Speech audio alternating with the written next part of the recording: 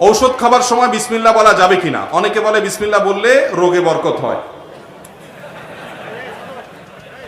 এই বলার কোনো যৌক্তিক গ্রাউন্ড তো বিলকুলই নেই। বিসমিল্লাহ বললে বরকত হয়, বরকত মানে কি? কল্যাণ।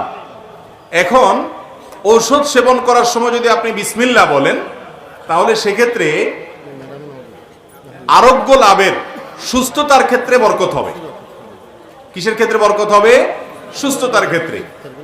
বলে যে ওষুধ খেলে বিসমিল্লাহ বললে, অনেক মা চাচিরা এখনো বলেন এটা, যে ওষুধ খাওয়ার সময় বিসমিল্লাহ বলতে হয় না, এই জন্য এটা দোয়া বানায় নিয়েছে। দোয়াটা জানেন? ওষুধ খাওয়ার দোয়া জানেন আপনারা? হাদিস দ্বারা প্রমাণিত, এটা মা চাচিদের বানানো দোয়া, বা কে বা কারা বানাচ্ছে জানি না। সেটা হলো আল্লাহ শাফি, আল্লাহ কাফি, আল্লাহ মাফি।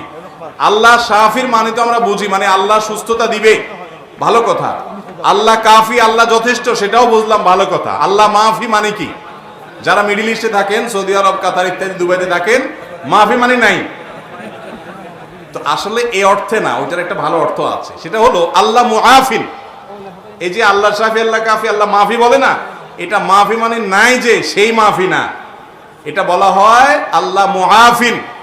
আফা ইউআফি, মুআফাত থেকে ওইটারে বাংলায় আস্তে আস্তে মুআফিটা মাফি হয়ে গেছে। কথা বুঝতে পারছেন?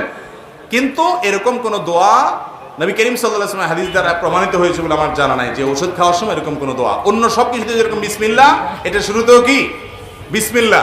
ঔষধ সেবার সময় বিসমিল্লাহ পড়লে বরকত হবে, সেটা অসুখের মধ্যে না, ঔষধে বরকত হবে। আর ঔষধে বরকত হওয়ার মানে আরোগ্য লাভ হবে ইনশাআল্লাহ। ঔষধ খাবার সময় বিসমিল্লাহ বলা যাবে কিনা? অনেকে বলে বিসমিল্লাহ বললে রোগে বরকত হয়।